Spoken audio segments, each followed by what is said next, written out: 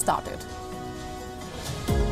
Gravitas, co-presented by Skoda Superb, best in next class. Co-powered by Star Health Insurance, the health insurance specialist.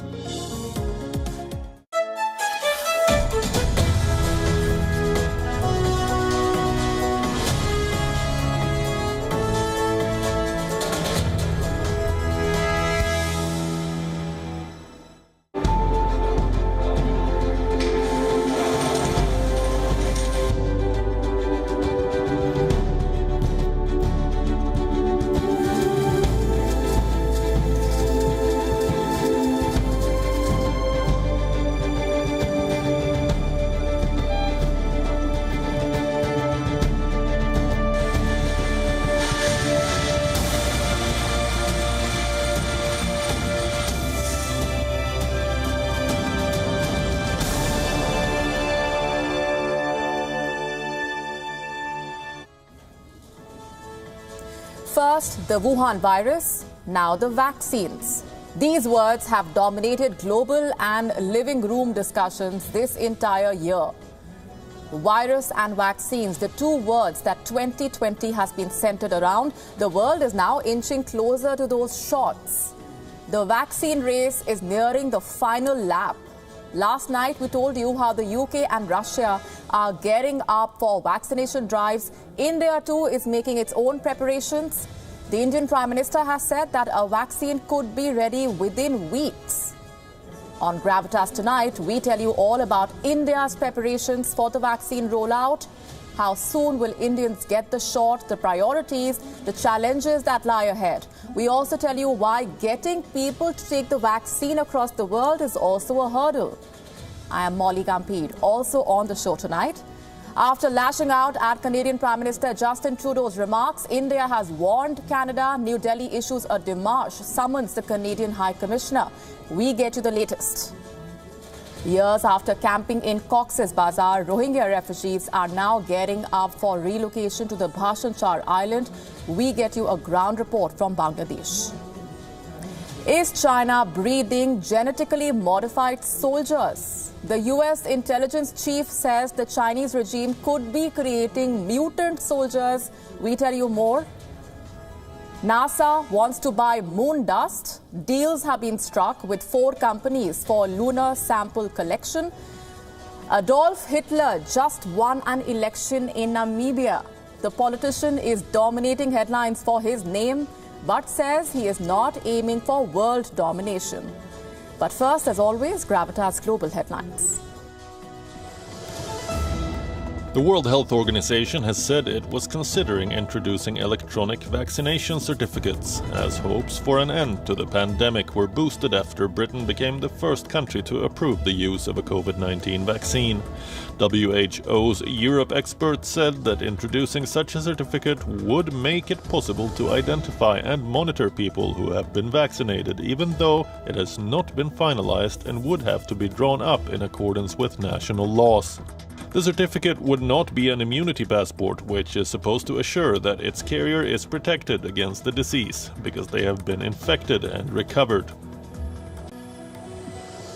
Pakistan has faced another bout of embarrassment at the United Nations when over 100 countries declined to support one of its resolutions. Over half of the members did not vote for the resolution called Promotion of Interreligious and Intercultural Dialogue.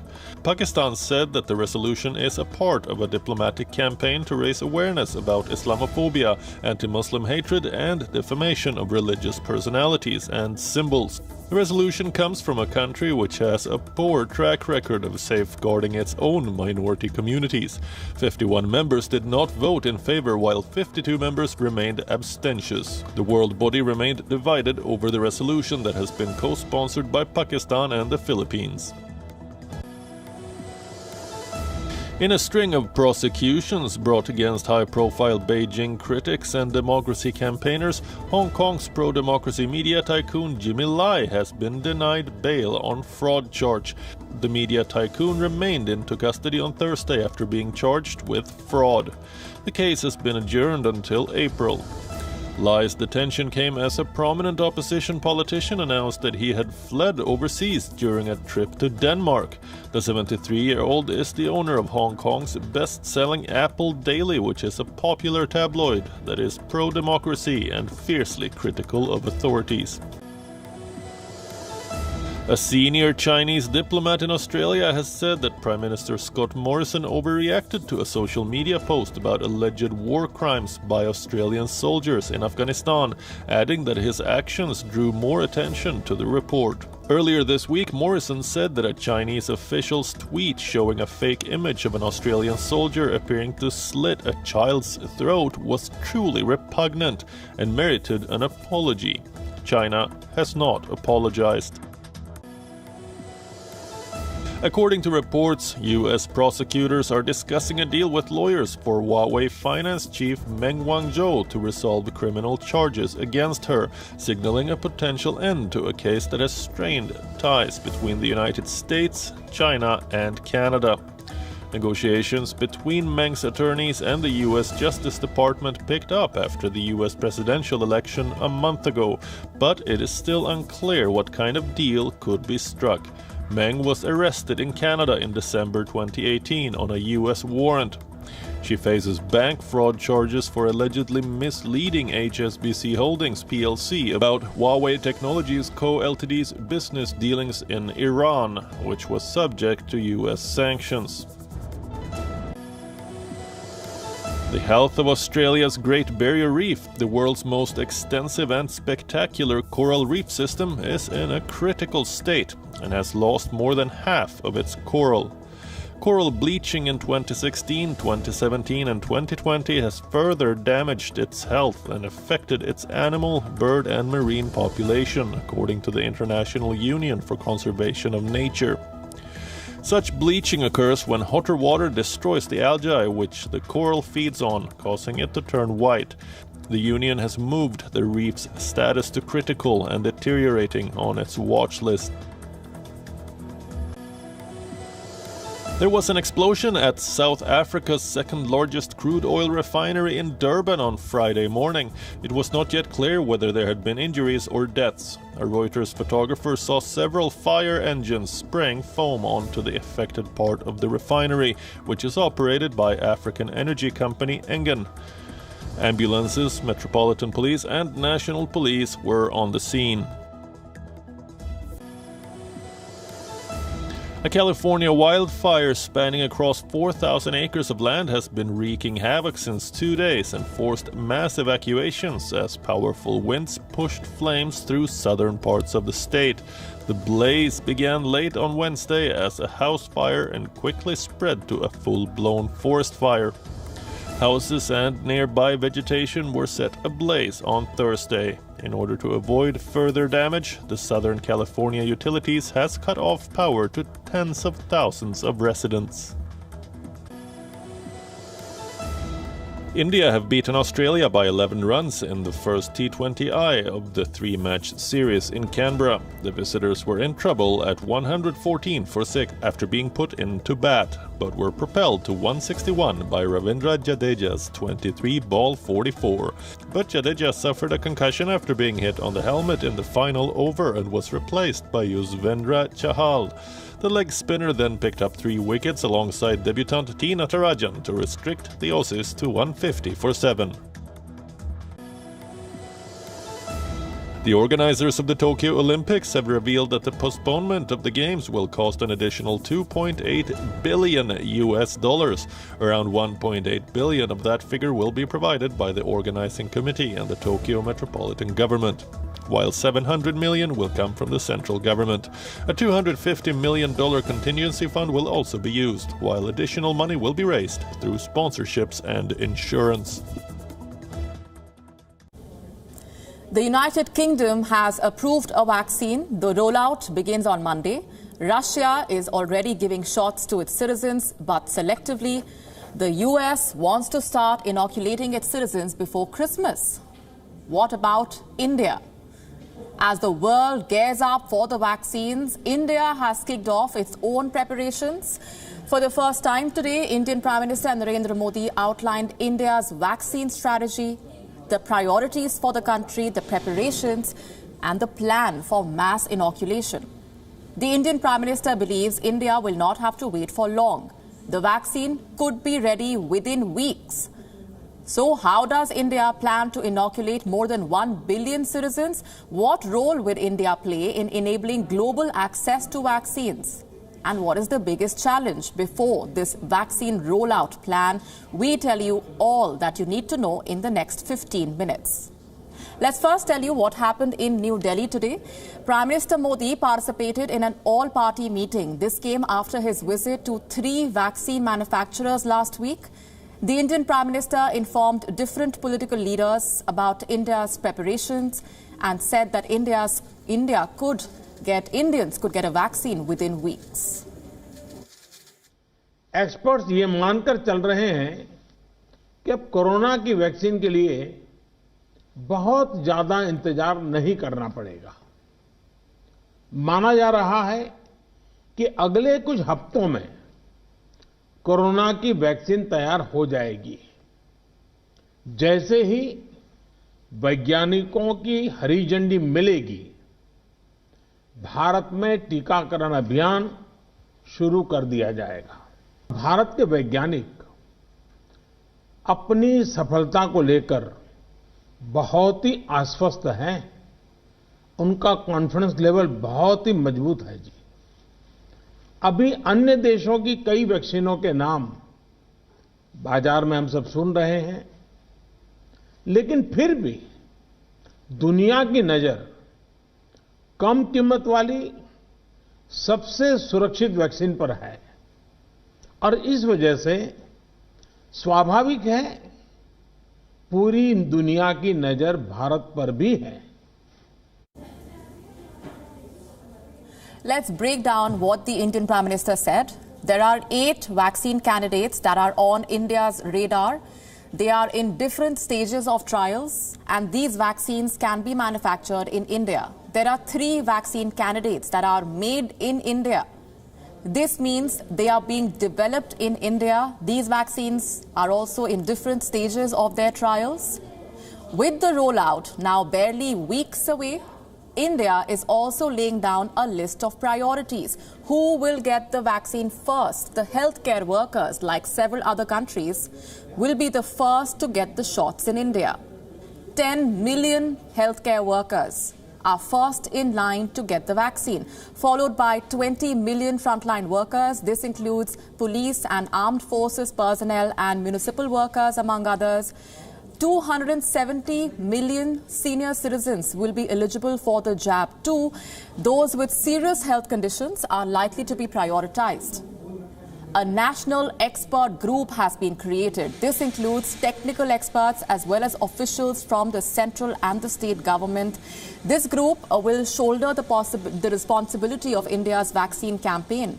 The focus is on vaccines that will be cheap and safe. It is what the world needs to defeat the Wuhan virus. A small group of wealthy countries have already grabbed more than half of the potential doses in the world. This includes countries like the US, the UK, Japan and Canada. They have struck deals that ensure large enough supplies to vaccinate their entire populations with doses to spare. In comparison, an alliance of more than 150 countries has only managed to secure 700 million doses. I'm talking about COVAX, the Global Alliance for Equitable Vaccine Access that includes several poor countries. Clearly, money is playing a big role in determining who gets a shot. So the world will be watching India closely, because if it accomplishes its mission to ensure cheap and safe vaccines for all, several countries could reach out to New Delhi for help. And India is in a position to help. India is one of the leading vaccine suppliers to the world, with Indian vaccine manufacturers sending more than 1 billion shots abroad every year. There are 8 vaccine candidates that could be made in India. Our next report tells you how India's vaccine production prowess could help the entire world.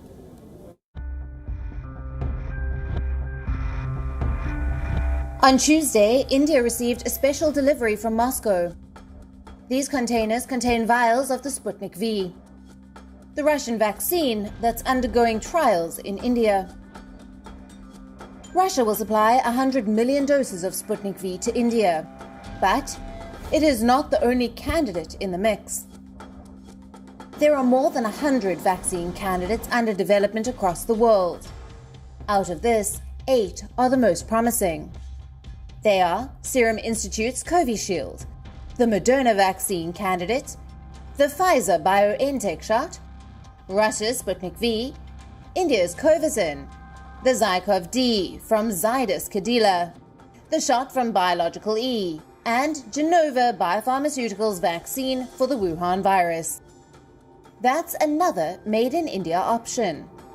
According to data from the Duke University, India has access to a potential 1.6 billion doses. Presuming most vaccines need 2 shots, this supply covers nearly 60% of India's population. So where is India getting these shots from? 1 billion doses are from Novavax, the American biotech company. Novavax has signed an agreement with the Serum Institute of India to produce these shots. The same company that will supply 500 million doses of the Oxford vaccine. The remaining 100 million shots will be of Sputnik V. The makers of this Russian vaccine have tied up with Dr. Reddy's and pharma company Hetero. India has set ambitious targets for its vaccine rollout. By July 2021, India plans to vaccinate 1 out of 5 Indians. That means 200 to 250 million citizens would be in the line to get the shot. The Indian government would need 400 to 500 million vaccine shots to achieve this target. But India is in a good position to meet this target because of its status as the world's leading vaccine maker. Indian vaccine makers supply 40% of the global capacity. India produces 2.3 billion doses of vaccines annually. Out of this, 74% are meant for export. About 70% of the vaccines used around the world for extended immunization programs are made in India. I mean, almost every child in the world has received a vaccine made in India. And that's really important. It means that Indian companies put out 1 billion vaccines a year. And that's the kind of capacity that we're going to need in order to get this vaccine to the people who need it all over the world, not just people in the United States, not just people in Europe, but for people in India, in Africa, in Asia. India has a major responsibility on its shoulders. It not only has to provide enough vaccines for its citizens, but Indian vaccine makers also have to pitch in to fill in the global supply gaps. Indian Prime Minister Narendra Modi says a cheap yet effective vaccine is coming soon. The world's eyes are now on New Delhi's next move. Bureau Report, WION World is One.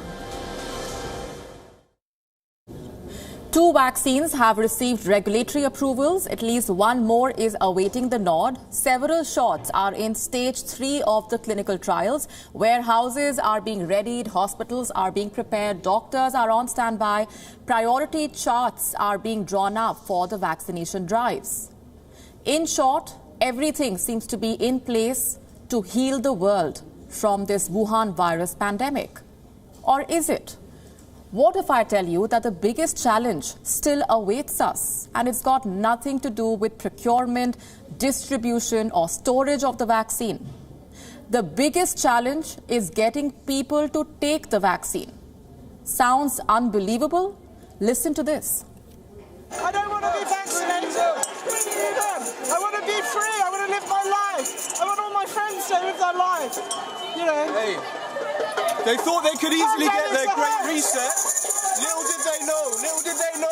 They thought they could easily have it. Pandemic's a hoax. Did they know. The pandemic's a hoax. It's a cover-up. It's a cover-up. It's while they bring in reset the whole economy. This London resident is one of the many anti-vaxxers who have taken to the streets around the world over the last few months. They marched through Berlin on the 22nd of November, There were anti-lockdown protests in London 6 days later.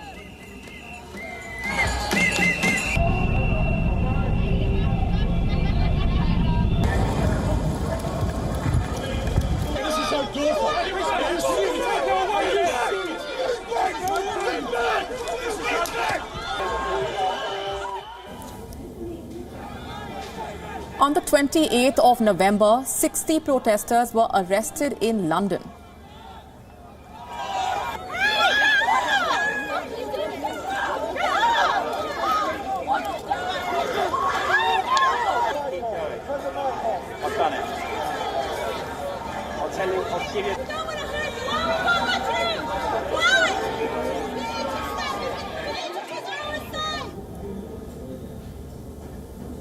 You must be wondering, why are people protesting against a vaccine that is the closest to a silver bullet that we may have against the Wuhan virus? Honestly, I will not be able to give you a simple answer here. Vaccines have immunized the population against several health conditions in the past, be it polio, flu, measles.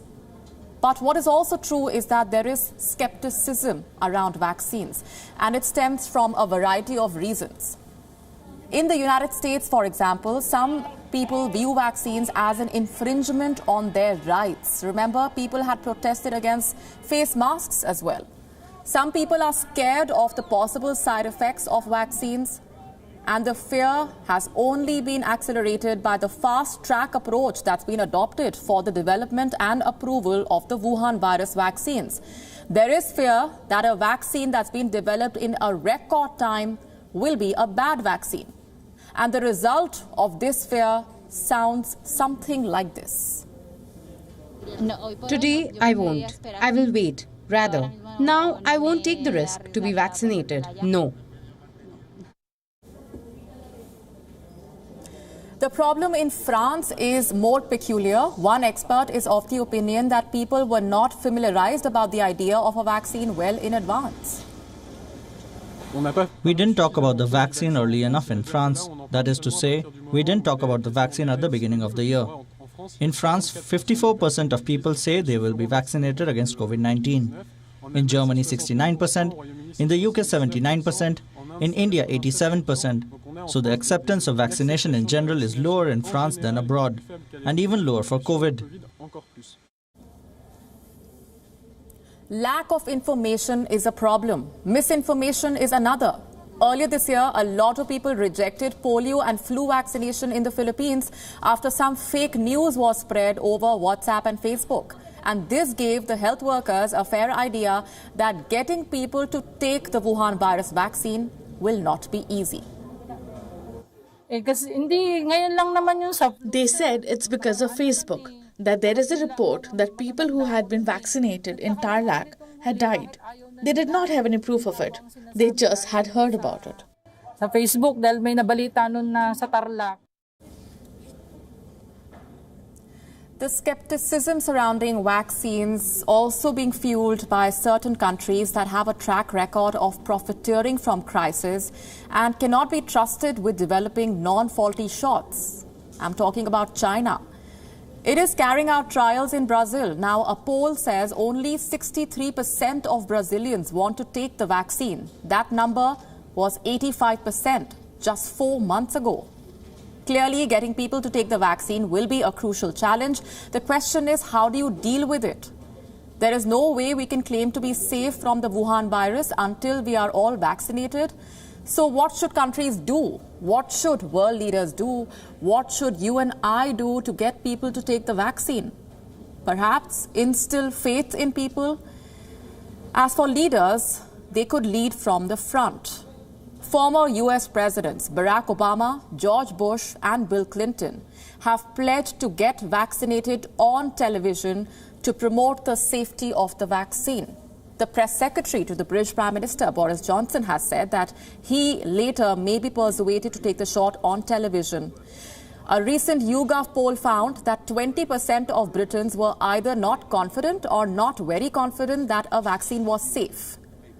Countries should work towards acknowledging people's concerns and respectfully correct people's opinion by weeding out misinformation. Some countries are incentivizing immunization. In fact, Japan, France, the US, Norway, and some states in India have announced that people will be given free Wuhan virus vaccines.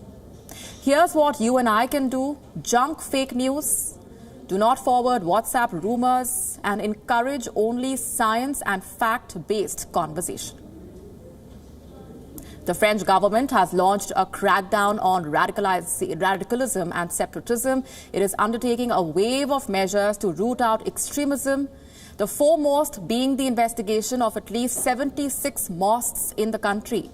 The French Interior Minister says these mosques could pose a threat to national security and may get shut down if the doubts are confirmed. As the crackdown begins, French Muslims have raised fears that the move could alienate them in the French society. Our next report gets you both sides of the story.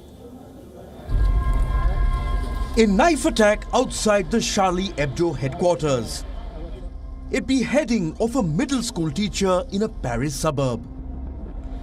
And the beheading of a churchgoer in Nice. France has suffered heavily due to Islamic terror. The French government has launched an all-out crackdown on radicals. It is undertaking a wave of unprecedented measures to combat religious extremism.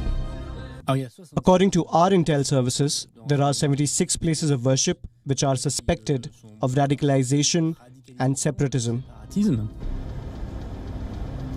France is expected to investigate at least 76 mosques, flagged as possible threats to the country's republican values and security. If the doubts are confirmed, they will be closed down. Investigators are digging into the financing of mosques and the backgrounds of imams suspected of peddling radical theories. There are, in some concentrated areas, places of worship which are clearly anti-republican, where imams are followed by the intel services and where the discourse runs counter to our values, such as equality between men and women, anti-Semitism, hatred against Catholics, hatred against France, and financing that looks more than suspicious. In the last 10 months, a total of 8 major terror-related incidents have taken place in France. They range from the ramming of cars, to the stabbing and shooting of policemen, to the beheading of a teacher and a churchgoer. France is home to the biggest population of Muslims in Europe. At least 8% of the French population follows Islam. But in recent years, many French Muslims have often been accused of harboring extremist sympathies. In October, right before middle school teacher Samuel Paty was beheaded for showing a caricature of Prophet Muhammad to his students, the Grand Mosque of Pantin on the outskirts of Paris was provoking Muslim sentiments. The mosque authorities shared a video on their Facebook page peddling hatred against Samuel Paty. The video was taken down shortly after Samuel Paty was beheaded. The French government ordered a 6-month-long closure of the mosque. Now the closures are slowly spreading to other mosques in the country. The government's crackdown has left some Muslims feeling increasingly alienated in their own country. What I want to highlight is that out of 2,500 mosques and places of worship in France, we are talking of 76, so less than 3%. A very big majority don't have any problems. And if we talk of 18 mosques that could be closed, it is less than 1%. So again, it's often the failing ones. That comprise a minority who make headlines. Unfortunately, silencing the majority who are moving with the times and their religion. We feel that government decisions and plans are off the mark. Islam sells. It's the daily obsession of some politicians, some elected officials, and some media, for whom we are their main business. Defeating religious extremism needs strong and decisive action. France has suffered due to terror more than any other European nation. its efforts to curb radical Islam must not be mistaken for Islamophobia. Bureau Report, WION World is One. Days after Canadian Prime Minister Justin Trudeau's remarks on the ongoing farmer protests in India, New Delhi issued a strong démarche to the Canadian High Commissioner Nadir Patel. What warning did India send out to Canada? And what explains Canada's activism over the ongoing farmer protests in India? In the next 4 minutes, we try and better understand what's going on. I'll start with the warning. The Canadian High Commissioner was summoned to the Ministry of External Affairs of India earlier today. Nadir Patel was informed that comments by the Canadian Prime Minister and the members of the Canadian Parliament constitute an unacceptable interference in India's internal affairs. India reiterated that such actions, if continued, would have a seriously damaging impact on ties between the two sides. Allow me to quote now from the Indian Ministry of External Affairs official statement. These comments have encouraged gatherings of extremist activities in front of our High Commission and consulates in Canada that raise issues of safety and security. We expect the Canadian government to ensure the fullest security of Indian diplomatic personnel and its political leaders to refrain from pronouncements that legitimize extremist activism. Now, this is the second warning by India in less than a week. On the 2nd of December, the Indian External Affairs Ministry had urged Canada to not let diplomatic conversations get misrepresented for political purposes. But despite India's requests, Canadian lawmakers have continued to make unwarranted remarks on the farmers' protest, which, by the way, has entered its 9th day as I speak. What explains Canada's activism? What business does Justin Trudeau have in commenting on India's internal affairs? Well, it all seems to be a part of Trudeau's political strategy to appease the Sikh vote bank in Canada. The Sikh community in Canada may comprise 2% of the country's total population, but they have come to wield more power than most of their immigrant counterparts. They have become an influential vote bank. In the 2019 Canadian federal election, as many as 18 Sikhs were voted to the country's parliament. Out of these, 13 belonged to Justin Trudeau's Liberal Party, 4 were from the right-leaning Conservative Party, and 1 from the New Democratic Party. The Sikh community also has a voice at the highest levels of power. Justin Trudeau's own cabinet has 3 Sikh members of parliament. This includes Navdeep Bains, the Minister of Innovation, Science and Industry, Bardesh Shagar, the Minister of Diversity, Inclusion and Youth, and Harjeet Sajjan, who has served as the Minister of National Defence since 2015. And by the way, the presence of the Sikh community is not restricted to the current government. The New Democratic Party, which bagged 24 seats in the last election, is led by a Sikh, Jagmeet Singh. Indians may not think much of Jagmeet Singh, but in Canadian politics, he has become a force to reckon with. He is the first Sikh to be elected as leader of a major political party in Canada. It was his party which started a petition on its website calling on Canadian Prime Minister Justin Trudeau to make a statement on the protests in India. That petition is on your screen. It has now achieved its purpose. Trudeau has made his stance clear, and the Indian government has responded in kind. International organizations are slamming Bangladesh for relocating nearly 1,600 Rohingya refugees from Cox's Bazar to the island of Bhashan Char. Are they right in doing so? In 2017, after the Rohingya crackdown, Bangladesh welcomed the families that had fled the genocide in Myanmar. 3 years on, when Bangladesh is trying to relocate them to a planned shelter, should foreign agencies be complaining? WION reports from the island of Bhashan Char in Bangladesh.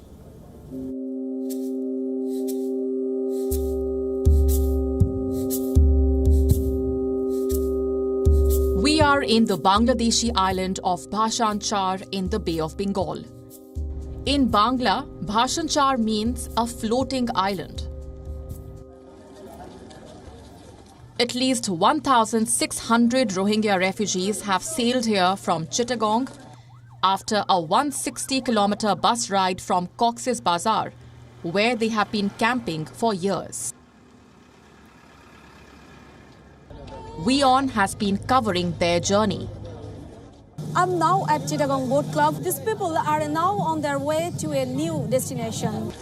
Rohingyas stay here for some days. The government of Bangladesh has spent $112 million to develop infrastructure in Bhashan Char. It hopes that the island will eventually host 100,000 refugees. Shelters, dams, education and healthcare facilities have been set up for them. But the efforts are not exactly being celebrated. Some international organizations say Rohingyas are being moved to Bhashan Char without their consent. They are also pointing at the island's distance from the mainland.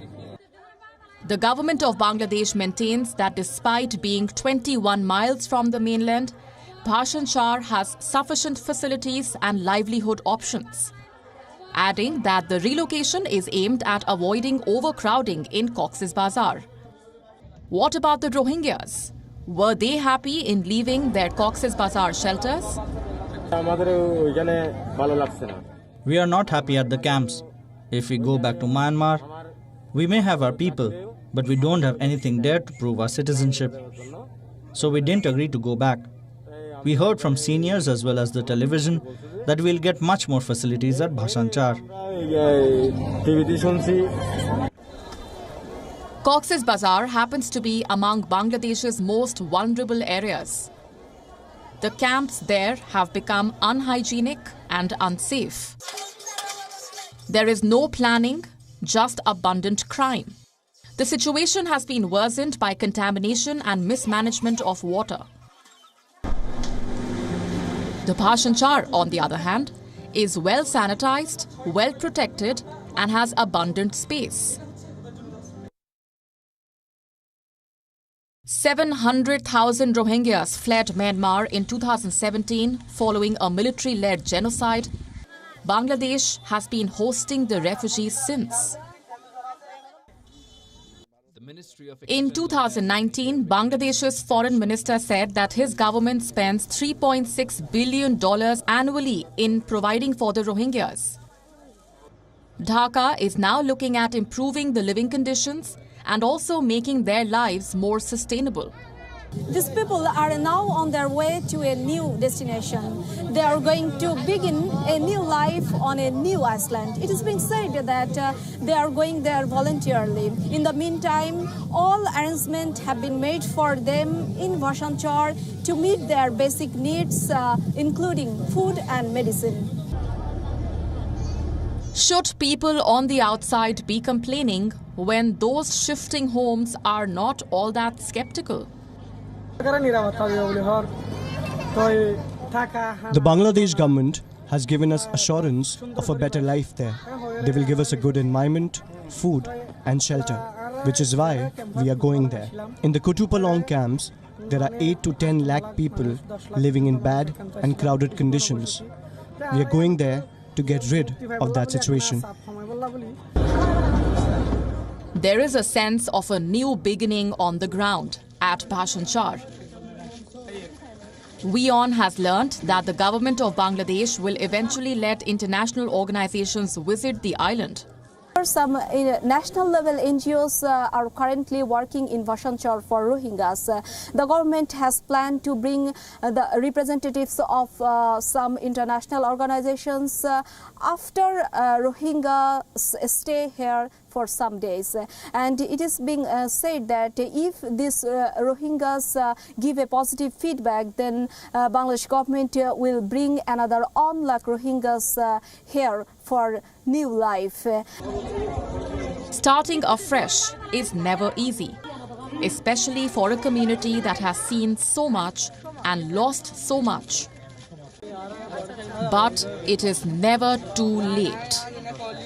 In Bhashan Char, Bangladesh, Lakmina Jasmine Soma for WION World is One.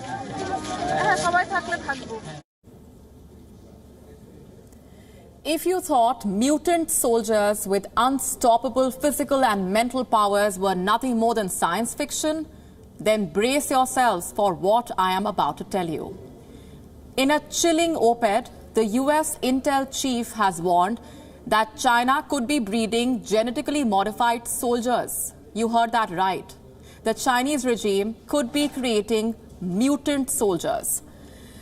This possibility has been raised by John Ratcliffe, a former Republican congressman and the director of national intelligence under the Trump administration. Ratcliffe has released an exhaustive report labeling China as the biggest threat to democracy and freedom since the Second World War. He says Beijing is bent on global domination and is giving increasing importance to biotechnology in its military strategy in order to achieve its ambitions. He has warned that Chinese authorities have been conducting human tests on members of the People's Liberation Army in the hopes of developing soldiers with biologically enhanced capabilities. Capabilities like lifting huge weights, infrared night vision, and running at high speeds over extreme distances. Ratcliffe says there seems to be no ethical limit to China's pursuit of power. Time and again, several US-based think tanks have issued similar warnings about soldiers having no physical, physiological, or cognitive limitations. Not too sure about genetic mutations, but the Chinese regime has indeed been working on scientific advancements to boost the capabilities of the PLA troops. In November last year, China's mouthpiece, the Global Times, carried this report about how China was looking to build Iron Man suits that would let soldiers fly. And then 3 weeks back, the Global Times carried another report on how Chinese scientists were developing exoskeletons to be used in high-altitude regions. It said the exoskeleton can effectively save 5 to 10% of the energy spent in walking, climbing, and carrying goods. Ratcliffe's claims may be a little far-fetched, but given that it's China we are talking about, the possibility of mutant soldiers becoming a reality cannot be downplayed. Meanwhile, the Chinese regime has taken note of these claims. The Chinese Foreign Ministry has issued a statement denouncing all such reports and accusing the US government of being engaged in a Cold War mindset. I'll leave you with their response. In recent years, the US has heavily pushed unilateralism, broken its promises and withdrawn from alliances, damaging multilateralism and global cooperation. Who is the upholder of global peace and who damages the global order? The global community can see at a glance. We hope some US politicians will respect facts, stop its fabrications, stop concocting and spreading the political virus and political lies, stop damaging US-China relations and US-China mutual trust and cooperation. Otherwise, it will further damage the US's reputation and national image. NASA has signed deals with 4 private companies for collection of lunar dust over the next 3 years. These deals have been struck for as low as $1. What does this mean, and why does NASA want to buy moon dust? Our next report finds out. Aiming for the moon is easier today than ever before. Collecting samples from the moon isn't all that big a deal either. Sample collection had made contact with NASA just awarded contracts for lunar sample collection at rock-bottom prices. Deals were struck with 4 companies for $1 to $15,000.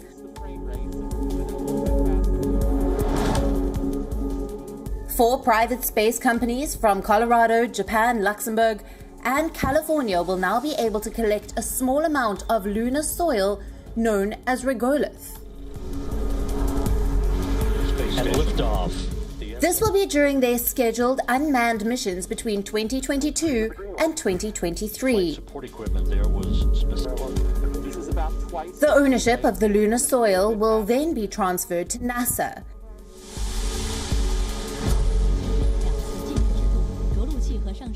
The NASA deal comes days after China's boldest lunar mission touched down on the lunar surface.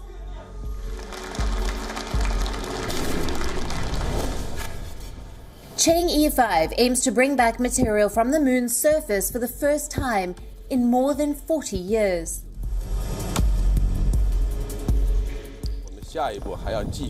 Next, we will continue our lunar exploration.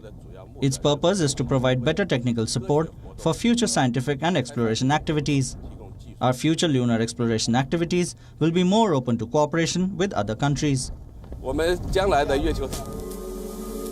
Any lesson learned about the moon is crucial for Mars exploration missions.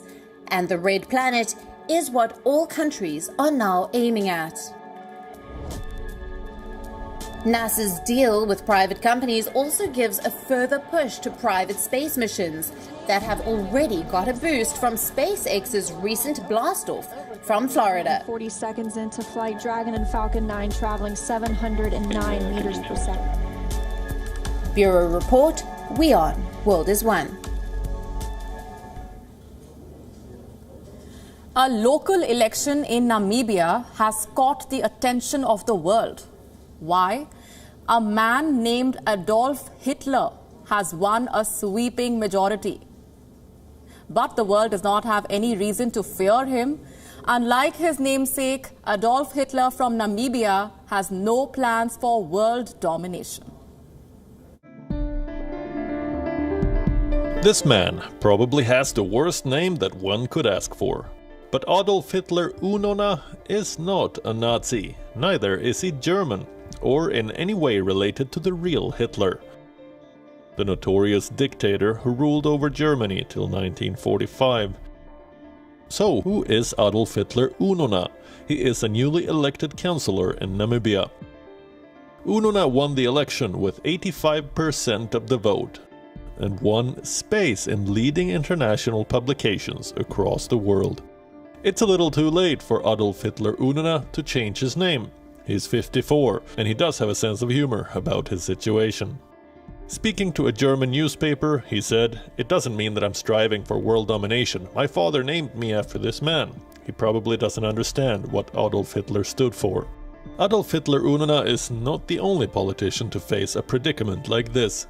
Meet Yutaka Umeda, the mayor of Yamato in Japan, that is home to around 15,000 people.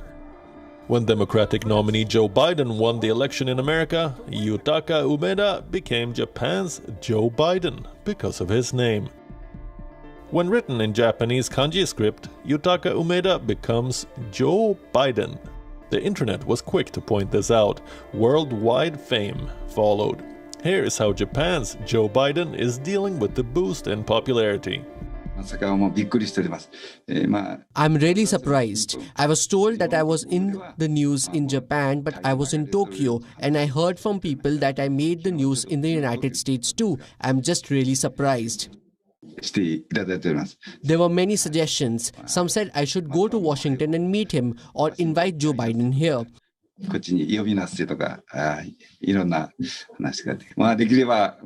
I hope I can call him, although I'm not sure if I can reach him or send a letter. I want to at least write a letter to him. What's in a name? A lot, if you ask these politicians. Unusual coincidences have brought them worldwide fame, and they are not complaining. Bureau Report, WION. World is One. With that, it's a wrap on this edition of Gravitas, leaving you as always with Gravitas Images. Thanks for watching.